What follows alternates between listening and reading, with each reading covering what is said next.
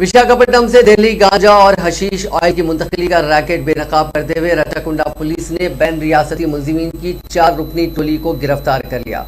Commissioner police Mahesh M भगवत ने बताया कि मुलजिमीन के पास से 52 किलो गांजा और 1 लीटर हशीश ऑयल बरामद किया गया।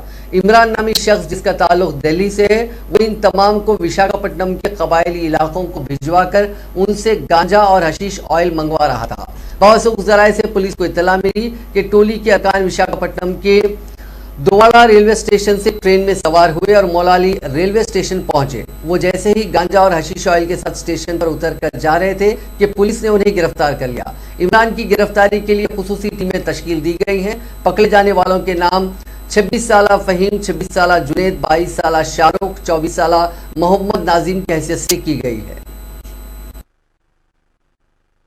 स्पेशल ऑपरेशन टीम ने एक इंटरस्टेट ड्रग ट्रैफिकिंग करने वाले गिरोह का पर्दाफाश किया है। ये गिरोह उत्तर प्रदेश गाजियाबाद का रहने वाला है और इसके 4 सदस्य हैं जो पंजाब जाके वहां से उन्होंने 52 केजी गांजा और 1 लीटर हशीश ऑयल खरीदा।